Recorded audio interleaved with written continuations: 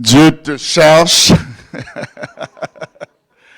Dieu te cherche, il t'appelle. Amen. Quel message. Parce qu'en vérité, Dieu nous cherche. Dieu cherche, il t'appelle. Est-ce que tu vas répondre à son appel? Vas-tu répondre à l'appel de Dieu?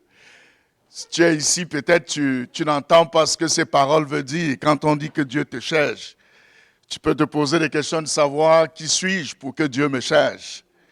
Peut-être tu te considères pas assez pour que Dieu puisse te chercher. Je veux juste te dire que véritablement Dieu te cherche. Il te cherche véritablement. La Bible dit que il a envoyé son fils Jésus qui est mort à la croix. Le sacrifice que Jésus a fait, c'est parce qu'il t'avait dans sa pensée. Amen. S'il n'y avait personne sur la terre, Jésus ne serait pas venu. Ou en d'autres termes, si tu n'étais pas sur cette terre, Jésus ne serait pas venu. Donc il est venu parce que tu es sur cette terre. Il est venu te chercher. Il est venu te chercher. Amen. Amen. Donc ce matin, je voudrais juste, peut-être dans l'élan de la chorale et aussi avec la série dans laquelle nous sommes depuis quelques mois, en ce qui concerne la foi qui persévère. Parce que quand on parle de persévérance, c'est en réalité le fait de continuer un effort jugé difficile. On ne peut pas parler de persévérance s'il n'y a pas un effort difficile à faire. Okay? On ne peut pas parler de persévérance. Lorsqu'on parle de persévérance, qu'il y a un effort qu'on doit fournir. Il y a un cap qu'on doit maintenir, qu'on doit garder. Il y a une position que nous devons conserver. Et il y a une pression qui vient en face. Il y a une pression qui vient en face. L'idée d'une foi qui persévère suggère qu'on travaille à maintenir le cap de la foi. Je travaille à maintenir le cap de la foi, à garder ma position en Christ. Parce que si quelqu'un est en Christ, c'est ce que la Bible dit qu'il est une nouvelle créature. Donc il a une position, il est en Christ, il est avec Jésus-Christ. Et la persévérance consiste à garder cette position-là. Et ce n'est pas facile, bien-aimé. Ce n'est pas aussi facile de garder cette position. Moi, ça fait à peu près 30 ans que j'ai rencontré le Seigneur. J'ai rencontré le Seigneur, j'étais au secondaire. Moi, j'ai fait mon secondaire dans le système français. Donc, j'étais en seconde, c'est à peu près 5 ans d'année de secondaire parce que dans le système français, on faisait 7 ans. Donc, je sais qu'ici au Québec, c'est pas le même système. Alors, dans ma 5e année de secondaire, j'ai rencontré le Seigneur. On était des jeunes, plusieurs jeunes qui ont rencontré le Seigneur. 30 ans après, c'est pas tous ces gens-là. Je me souviens, j'étais dans une salle, parce que moi, j'ai rencontré le Seigneur au travers du ministère du GBU, le groupe biblique universitaire. Au Cameroun, ce mouvement-là existe même dans les établissements secondaires. Alors, c'était pendant la fête de la jeunesse, parce que le mois de février au Cameroun, c'est la célébration de la jeunesse. Alors, toute une semaine à l'école, il y a des activités culturelles. Et il y avait ce groupe-là qui était dans mon établissement, organisait un événement évangélique. Il y a quelqu'un qui m'a invité dans une salle pleine d'élèves. Quand on a lancé l'appel, plusieurs jeunes se sont levés. Mais 30 ans après, tous ne sont pas restés dans la foi. Tous ne sont pas restés dans la foi. Parce que la foi, ça prend un effort pour pouvoir persévérer. Pour pouvoir persévérer. Et je voudrais qu'on prenne le temps ce matin de regarder un certain nombre d'obstacles qui viennent briser notre persévérance. Parce qu'il existe des obstacles, des choses qui, dans notre cheminement, vont venir nous ralentir, vont venir parfois briser, vont venir parfois nous sortir même de l'objectif de notre foi. Alléluia. Dans Acte 14, au verset 22, Paul et Barnabas, pendant qu'ils rendaient ministère, la Bible dit que fortifiant l'esprit des disciples, il les exhortait à persévérer dans la foi, en disant que ce n'est pas beaucoup de tribulations qu'il faut entrer dans le royaume de Dieu. Ce n'est pas beaucoup de tribulations. C'est une chose d'accepter le Seigneur Jésus dans ta vie comme ton Seigneur et ton Sauveur personnel. Et ça n'est une chose, comme la chorale le chantait, le dernier jour, que ce dernier jour-là, le Seigneur te prenne, que tu es toujours en lui. Parce qu'entre la journée et l'instant où tu acceptes le Seigneur, et ce dernier jour-là, il y a beaucoup d'épreuves que tu dois traverser. Il y a beaucoup de difficultés, mais la vie chrétienne, ce n'est pas que des difficultés, c'est aussi beaucoup d'expériences de joie que tu dois vivre. Mais, au-delà des expériences de joie, est-ce que quand ça sera difficile, tu vas garder le cap? Vas-tu garder le cap?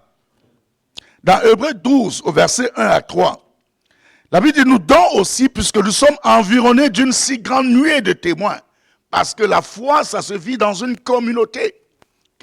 Donc, quand on est chrétien dans une communauté. On ne vit pas sa foi chrétienne chez soi. On ne vit pas la foi chrétienne cachée.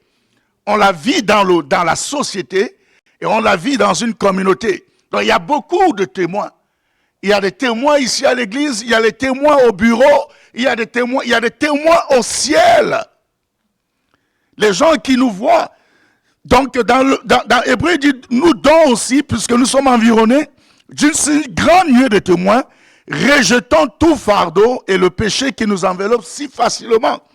Donc, ces choses qui peuvent nous envelopper si facilement nous refroidissent dans notre élan de persévérance. Il nous encourage à le rejeter. Et il dit, courons avec persévérance dans la carrière qui nous est ouverte. Courons avec persévérance dans la carrière qui nous est ouverte. Il y a en effet une carrière céleste qui nous est ouverte, bien-aimés. La félicité de Dieu nous attend. Le Seigneur nous attend le dernier jour. Lorsqu'il va dire, mon fidèle et bon serviteur, le Seigneur t'attend. La félicité de Dieu t'attend. Le meilleur de Dieu pour toi, ce n'est pas ce monde. C'est le monde qu'il en réserve pour toi. Parce que nous vivons pour la gloire qui est en réserve. Et dans ce même texte d'Hébreux, la Bible dit que, ayant les regards sur Jésus, le chef et le consommateur de la foi, qui en vue de la joie qui lui était réservée, a souffert la croix. Il a enduré la croix à cause de la joie qui lui était réservée. Donc Jésus était un exemple, il était un modèle. Il est venu dans ce monde, c'est lui, parce que Jésus existe avant que le monde existe. Il a accepté de prendre un corps humain de chair et de venir dans le monde dans lequel nous sommes et de marcher dans ce monde sans jamais pécher. Mais il avait une mission, cette mission-là, c'était la croix, c'était le calvaire. Et la Bible dit qu'à cause de la joie qui lui était réservée, à cause de la place qu'il avait auprès du Père, il a enduré la croix. Il a enduré la croix. Donc si nous devons persévérer, bien-aimés, nous devons endurer la croix. Nous devons endurer la croix. Parce que le défi, là où Dieu nous attend, c'est dans son royaume. Mais on doit endurer la croix. Il y a une idée de souffrance et d'endurance dans la persévérance. Jésus a enduré la croix. C'est en ayant les regards sur Jésus que nous tiendrons, bien-aimés. Parce que c'est en ayant les regards sur lui et lui seul qui peut nous rendre capables d'aller jusqu'au bout. Et c'est le grand défi que nous avons de garder nos yeux fixés sur Jésus. On connaît tous l'expérience de Pierre. Lorsqu'il a vu Jésus marchant sur les eaux, et il a d'abord cru que c'était un fantôme. Jésus lui dit, non, c'est moi, Jésus. Et Pierre dit à Jésus, si c'est toi, Seigneur, ordonne que je vienne te rejoindre. Et Jésus lui dit de venir. La Bible dit qu'il est sorti de la barque. Il avait les yeux fixés sur Jésus. Et il marchait. Et à un moment donné, il a tourné le regard pour regarder les vagues. Et à cause de ce détournement de regard, la peur est entrée dans son cœur. Et il a commencé à chavirer. Mais gardons les regards fixés sur Jésus. Lorsqu'on a les regards fixés sur lui. Bien-aimés, on est rayonnant de joie.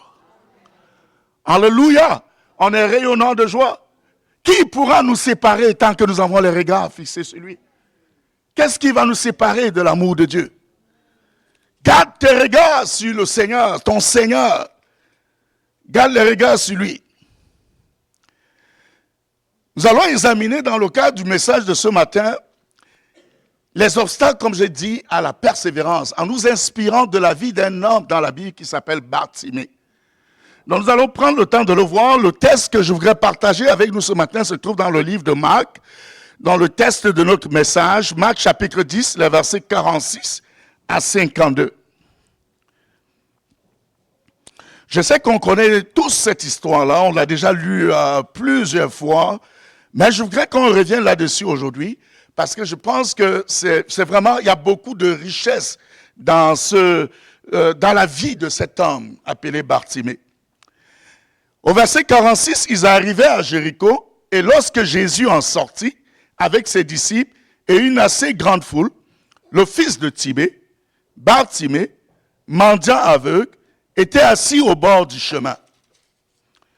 Il entendit que c'était Jésus de Nazareth, et il s'est mis à crier, « Fils de David, Jésus, aie pitié de moi. » Plusieurs le reprenaient pour le faire taire, mais il criait beaucoup plus fort, « Fils de David, aie pitié de moi. » Jésus s'arrêta et dit, « Appelez-le. » Ils appelaient l'aveugle en lui disant, « Prends courage, lève-toi, il t'appelle. » L'aveugle jeta son manteau et, se levant d'un bond, vint vers Jésus. Jésus prenant la parole lui dit, « Que veux-tu que je te fasse? » Rabouni lui répondit l'aveugle, « Que je recouvre la vue. » Et Jésus lui dit, « Va, ta foi t'a sauvé. » Aussitôt il recouvra la vue et suivit Jésus dans le chemin. Alléluia. Ici, nous parlons des obstacles de la persévérance. Il est important d'essayer un peu de voir le décor de ce texte-là, parce que l'événement que nous venons de lire se produit sur une route. C'était la route à l'entrée de Jéricho. Donc c'était une route où il y avait du monde sur cette route-là, parce que vous ne pouvez pas entrer dans Jéricho et ressortir sans passer par cette route. C'était vraiment la principale.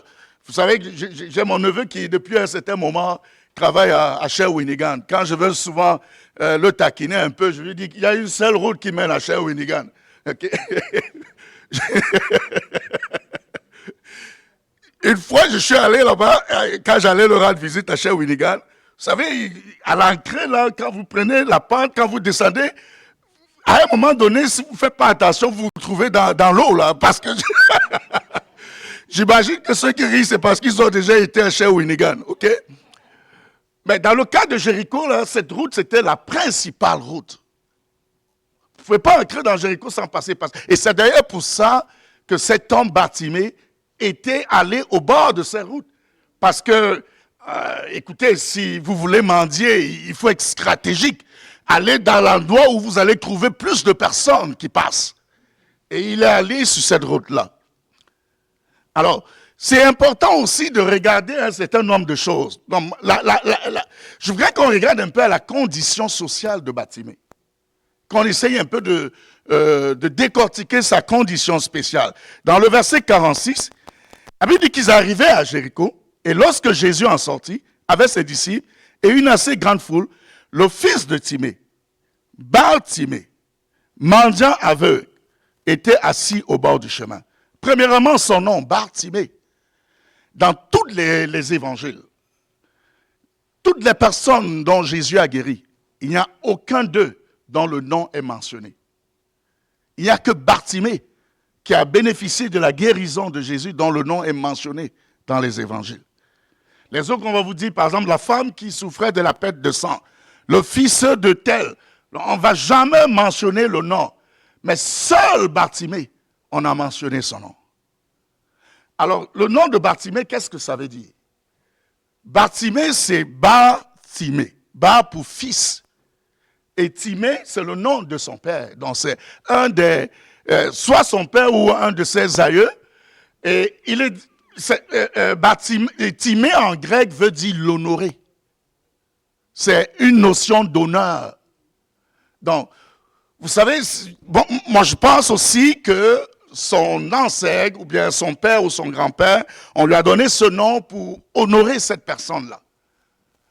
Parfois, nous donnons les noms aux enfants parce que, particulièrement dans la Bible, les noms sont donnés dans l'optique de pouvoir, à ce que l'enfant incarne le nom qu'on lui donne.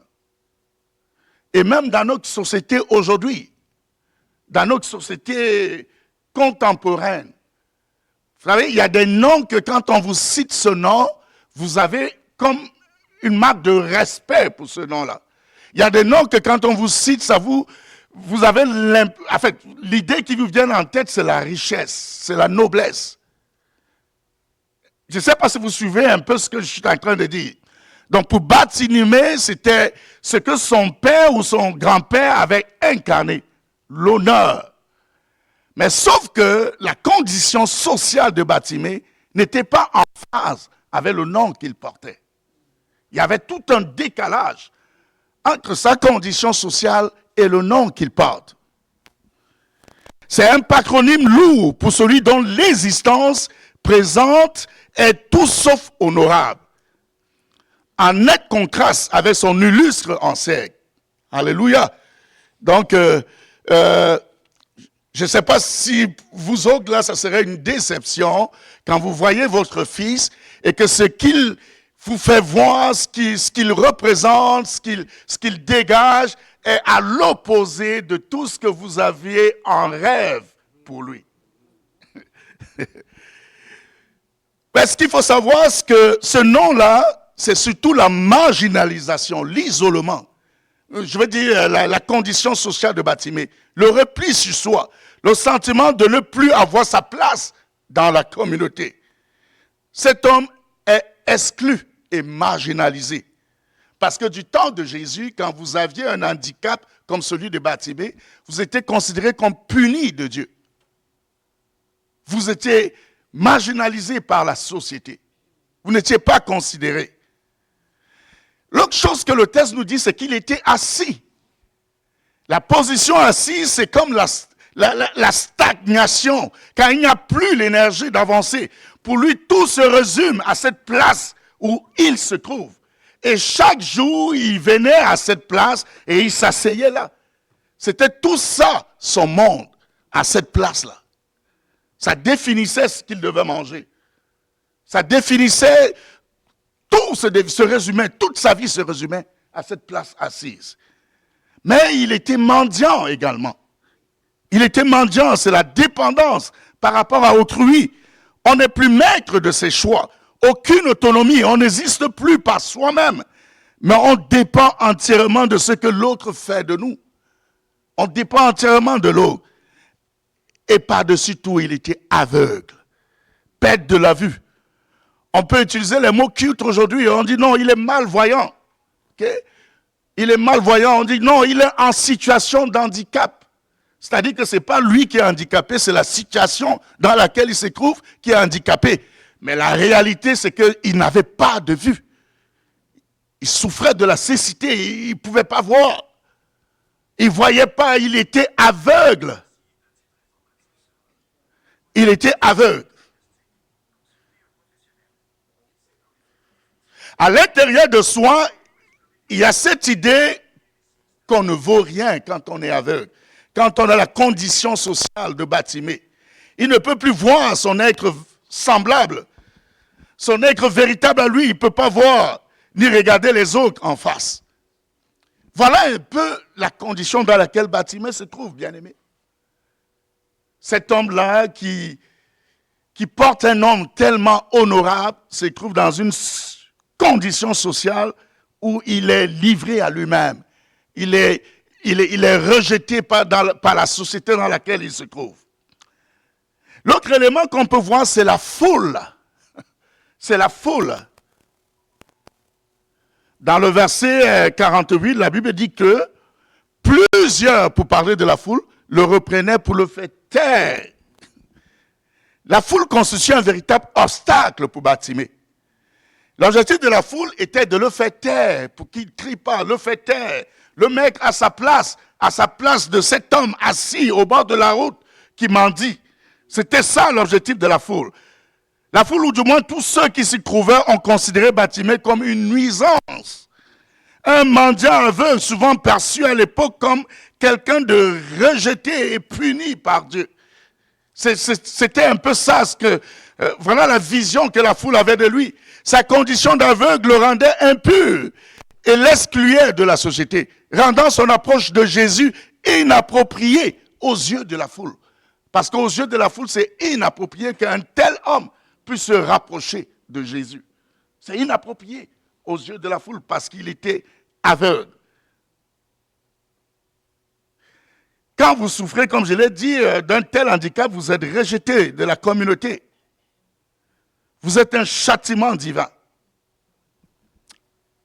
La foule voyait comme une personne indigne de l'attention de Jésus. Ses cris persistants, « Fils de David, aie pitié de moi », gênaient le déplacement de la foule. Alors, il faut absolument taire sa voix. C'est pour ça qu'on le reprenait. Ferme ta gueule. T'as pas de place ici. C'est pas ton milieu à toi. Tu n'es pas considéré. Tu ne vaux pas la peine. Tu vaux absolument rien. Tu n'es pas qualifié pour t'approcher de Jésus. Tu vaux absolument rien. Peut-être tu es ici ce matin, c'est ce genre de pensée que tu as, que tu n'es pas qualifié pour t'approcher de Jésus. Parce que tu regardes à ton péché, à toi, et tu estimes que tu n'es pas qualifié de t'approcher de Jésus. Parce que tu regardes à tes erreurs, tu estimes que tu n'es pas qualifié pour t'approcher de Jésus. La foule ici incarne parfaitement le mensonge courant du diable, de vous faire croire que vous n'êtes pas assez bon, assez pur, assez digne de Dieu. C'est un mensonge du diable, bien-aimé. C'est une tactique visant à vous éloigner de la grâce de Dieu.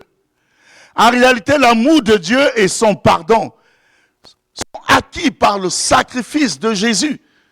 Ça ne dépend pas ça ne dépend pas vraiment, absolument pas, de votre propre perfection. Mais ça dépend de sa grâce et de sa miséricorde. Ça ne dépend pas de votre pureté. Parce que la Bible dit que tous ont péché et sont privés de la gloire de Dieu. Donc si tu dis que tu n'as jamais péché, tu es un menteur. Parce que Dieu lui-même dit que tous ont péché et sont privés de la gloire de Dieu. Alléluia. Le diable est le père du mensonge. Il influence vos pensées pour vous faire douter de l'amour de Dieu et vous isoler, affirmant que vous êtes trop pécheur. Dans votre pensée, c'est ce qu'il va vous dire. Parce que son objectif, comme l'objectif de la foule qui était de faire taire Bartimée, l'objectif du diable, c'est de vous éloigner de la grâce de Dieu.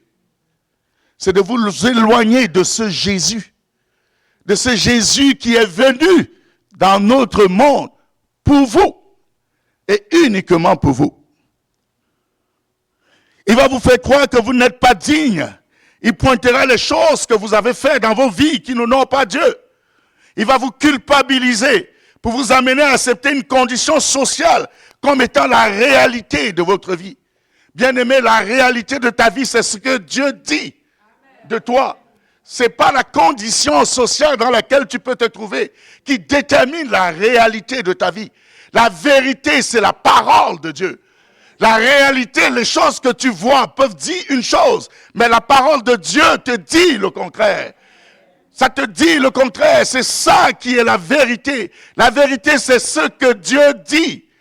C'est ce que Dieu dit. Ce n'est pas une situation que tu traverses. Ce n'est pas un moment difficile que tu passes. Mais c'est ce que Dieu dit. Qui est la vérité, bien-aimé. C'est ça qui est la vérité. La Bible dit que le voleur ne vient que pour dérober, égorger et détruire. Moi, c'est Jésus qui parle. Je suis venu afin que les brebis aient la vie et qu'elles soient dans l'abondance. Jésus ne vient pas pour te détruire, pour te voler, il vient pour te donner la vie et que tu sois dans l'abondance de la vie. Jésus est venu pour te donner la vie et que tu sois dans l'abondance de la vie. Alors ne te confonds pas à une condition. Ne te laisse pas définir par une situation, par un événement. Il y en a qui, parfois, tu as eu une expérience, quelqu'un t'a déçu, par exemple, et tu construis ta vie autour de cette déception.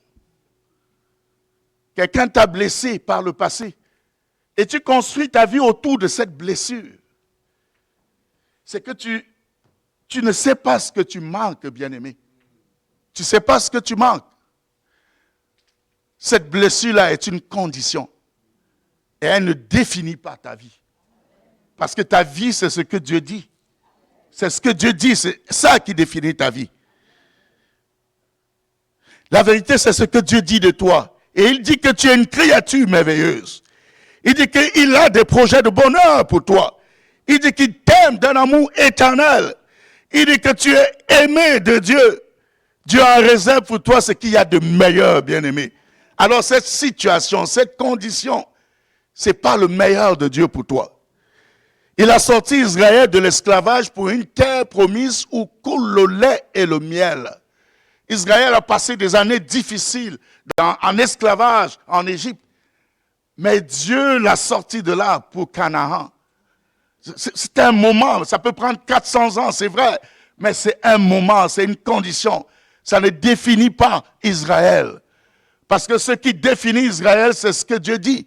Et Dieu dit qu'il va le mener à la terre promise, à ce lieu où coule le lait et le miel.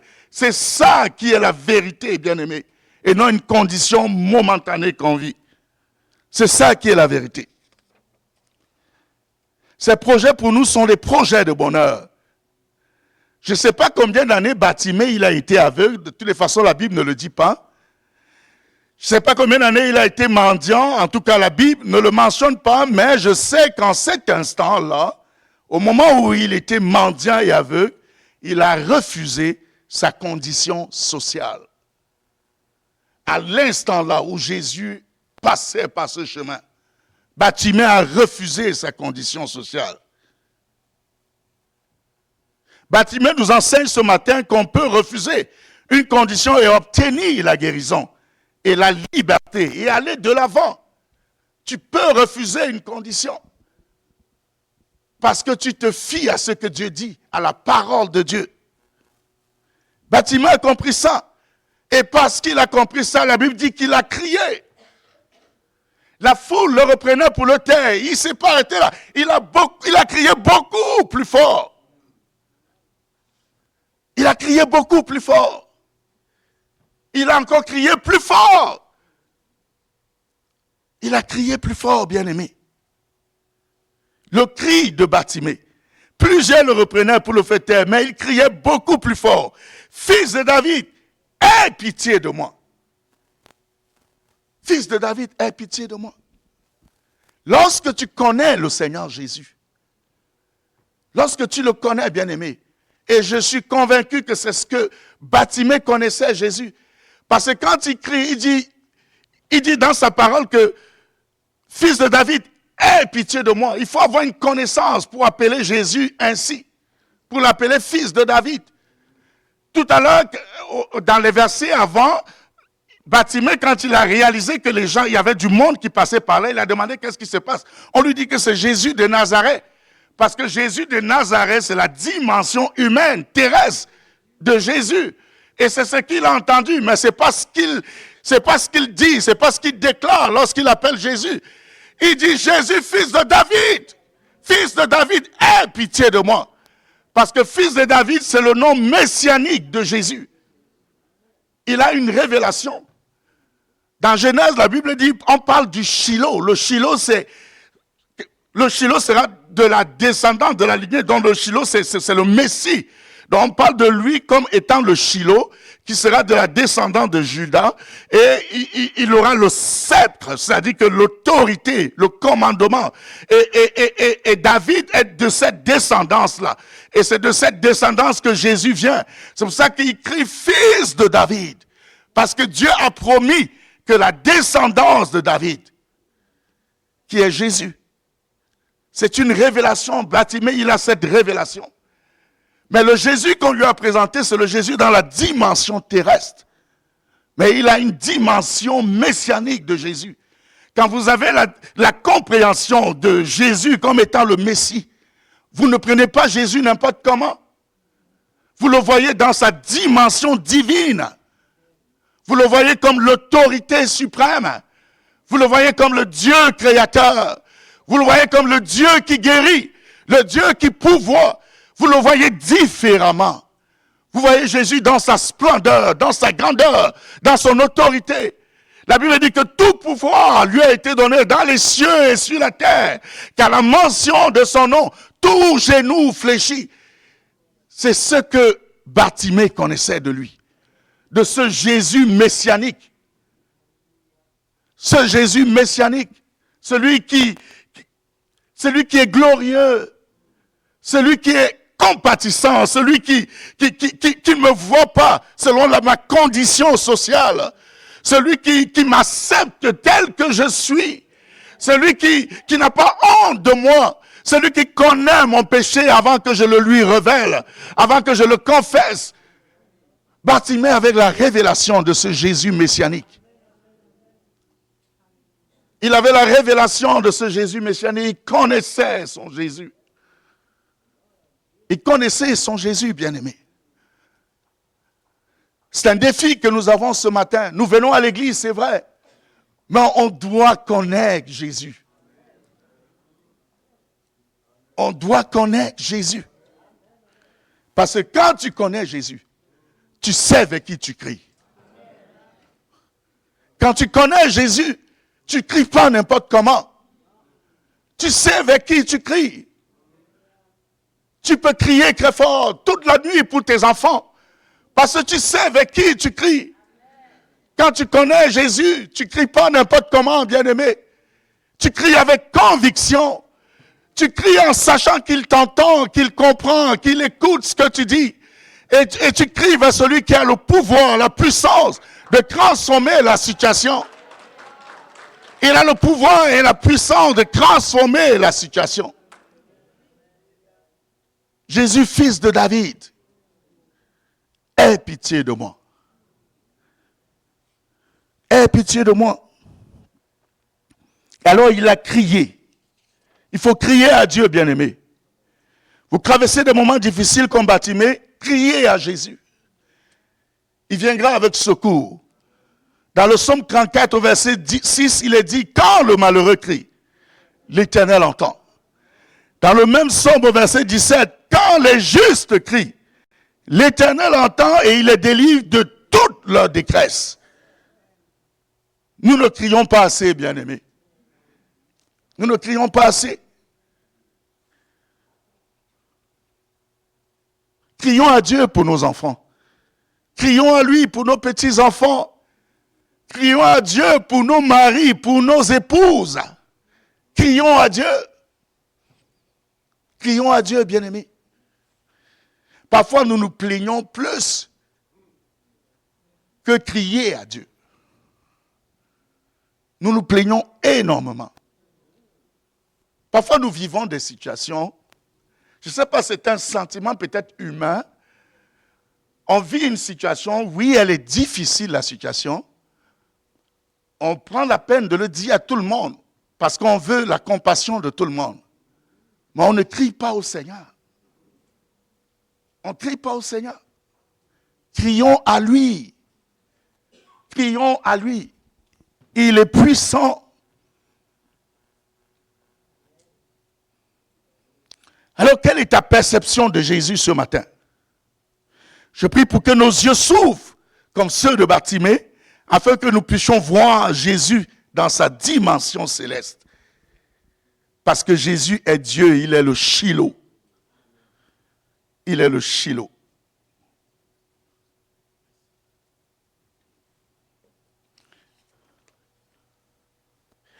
Bien-aimé, je voudrais qu'on regarde un peu au verset... parce qu'il y a quelque chose de merveilleux qui s'est produit lorsque Bartimée a crié. Au verset 49, La Bible dit que Jésus s'arrêta et dit, appelez-le. Ils appelaient l'aveugle en lui disant, prends courage, lève-toi, il t'appelle. Jésus s'arrêta.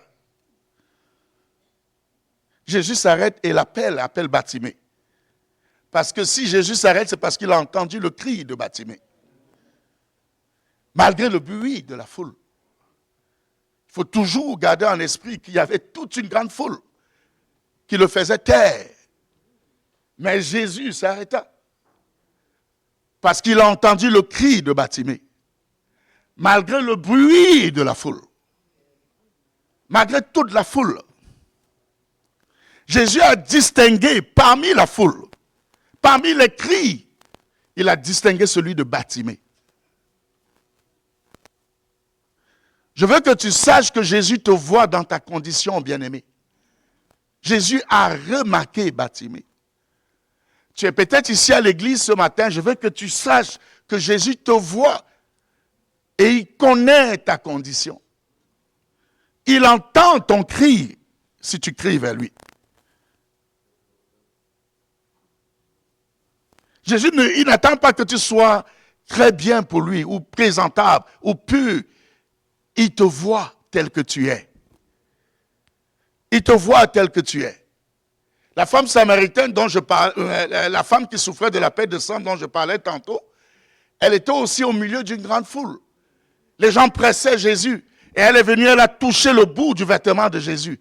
Et Jésus s'est retourné en demandant qui m'a touché. Les gens disent, mais Seigneur, comment tu peux demander que qui m'a touché? Il y a toute une grande foule. Les gens pressent partout. Non, il dit, non, il y a quelqu'un qui m'a touché. J'ai senti une puissance sortir de moi. Jésus te distingue dans la foule. Ne te laisse pas aller dans le vent de la foule, bien-aimé. Ne cesse pas de crier parce que la foule te reprend. Jésus te voit dans cette foule-là et il te distingue. Quand on répond à l'appel de Jésus, on est transformé. Dans le verset 50, la Bible dit que l'aveugle jeta son manteau et se levant d'un bond, vint vers Jésus. Il jeta son manteau. Il jette son manteau, son seul bien, parce que c'est tout ce qu'il avait de bien, son manteau. Il jeta son manteau, son seul bien, un geste de renoncement à son ancienne vie pour aller vers le Maître. Il a jeté son manteau. Parce que, bien entendu, puisque Bartimée, avec la pleine connaissance, il connaissait le Jésus messianique. Donc il dit, ben, si lui, il m'appelle, le manteau, ça vaut absolument rien. Ça vaut absolument rien. Mais pourtant, c'était le confort de Bartimée. Parce qu'il était sur la route, bien aimé, au bord de la route, assis. Le manteau pour se réchauffer, pour se protéger contre la poussière, contre toutes sortes de choses. Combien de fois nous autres, nous nous cachons devant des acquis que nous avons, les privilèges que nous avons. Nous nous gardons là-dedans. On a peur de faire le pas vers Jésus parce qu'on regarde à ces privilèges-là, comme si on se dit qu'on va perdre ces privilèges. Et parfois, on refuse d'aller vers Jésus parce qu'on veut conserver nos privilèges. On veut conserver cette chose-là. Mais Bartimée, il nous enseigne aujourd'hui que si nous devons persévérer, il faut renoncer pour aller vers Jésus. Et Bartimée a renoncé à son manteau. Bien-aimé, je ne veux pas être long ce matin, mais je veux qu'on prenne le temps pour prier ensemble. Pour vraiment prier ensemble. Parce que la chose dont nous avons besoin, c'est de la persévérance. Si on a le Seigneur, tout ce qu'il nous faut, c'est la persévérance.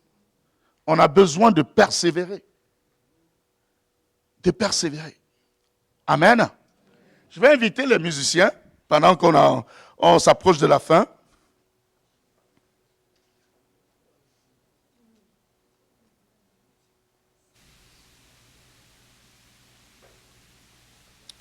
Dans le verset 51, Jésus prenant la parole lui dit, « Que veux-tu que je te fasse, Rabboni ?» Lui répondit l'aveugle, « Que je retrouve la vue. » Que veux-tu que je te fasse? C'est ce que Jésus lui a demandé. Et Bartimée a juste demandé, il a été clair, il a été précis. Il n'est pas allé par 4 chemins que je retrouve la vue. C'était précis, c'était concis. Présente ton besoin de façon précise et concise à Dieu. Parfois nous prions, nous disons que non, le Seigneur sait de quoi nous avons besoin, c'est vrai. Mais tu peux aussi lui dire, qu'est-ce que tu as besoin?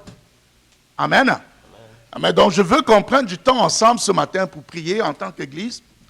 Si vous le pouvez, je vais vous inviter à vous mettre sur vos jambes. On va se placer 2 ou 3 ensemble. Donc vous faites des groupes de 2 personnes ou 3 personnes ensemble. Vous vous mettez ensemble. Et nous allons prier ensemble ce matin. Amen.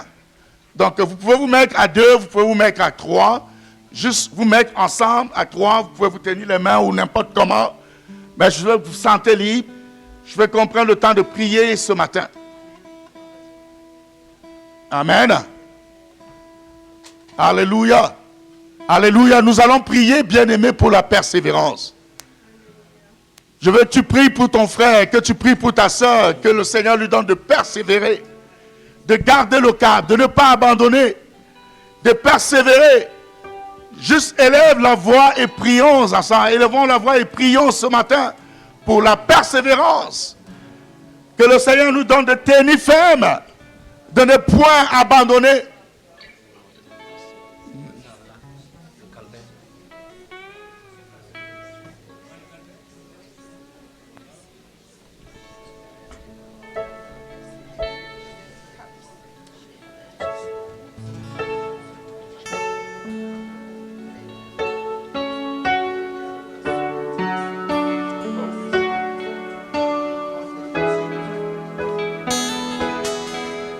Oui, prie pour ton frère, prie pour ta soeur. Crie à Dieu ce matin. Oh, alléluia. Prie afin que le Seigneur le bénisse. Que le Seigneur se souvienne de lui, de sa famille. Prie pour lui, pour sa famille. Que Dieu bénisse sa famille.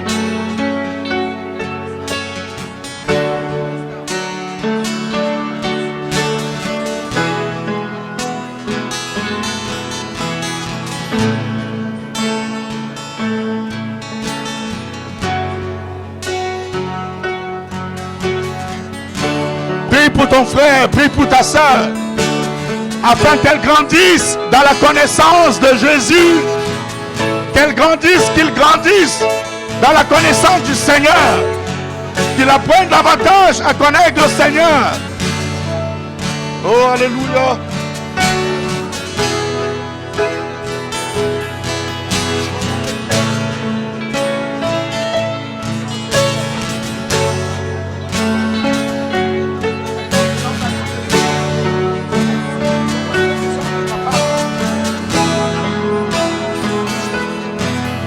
Oui, prie afin que Dieu crée une soif de sa parole dans le cœur de ton frère.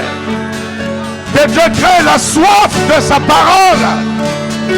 Alléluia. Oh Seigneur, nous avons besoin de toi. Aide-nous à garder le cap, Seigneur. Que nous puissions garder le cap. Alléluia.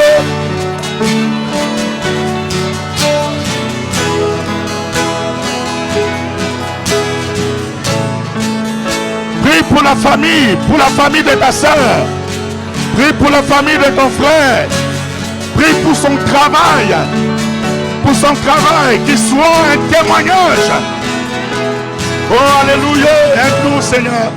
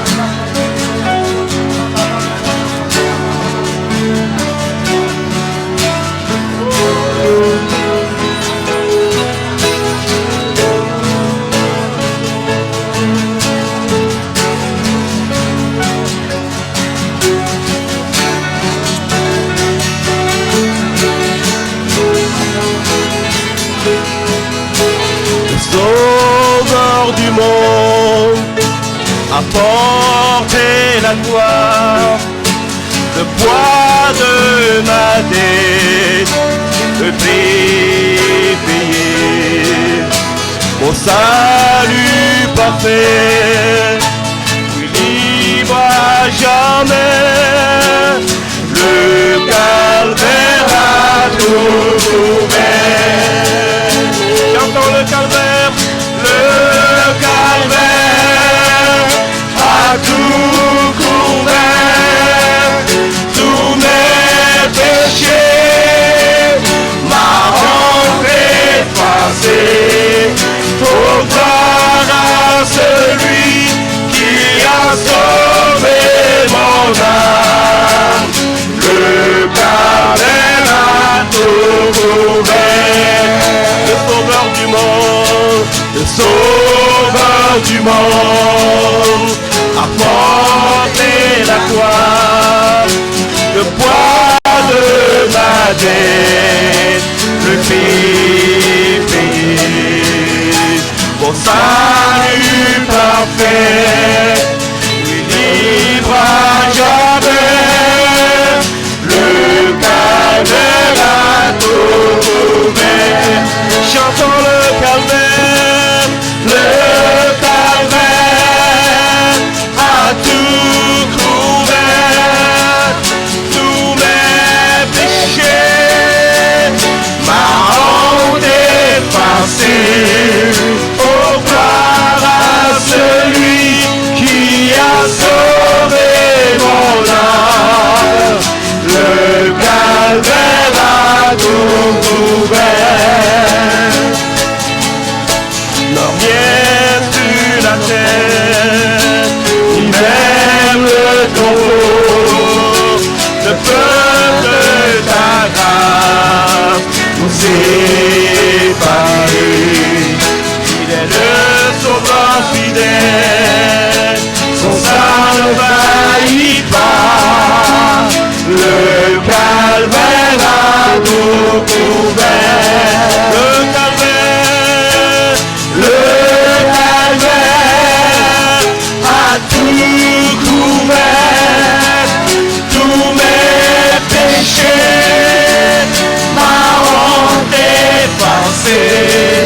Oh, gloire à celui qui a sauvé mon âme, le calvaire a tout couvert. Oh, gloire à celui qui a sauvé mon âme, le calvaire a tout couvert. Oh, gloire à celui, oh, gloire à celui qui a sauvé mon âme, le calvaire a tout couvert.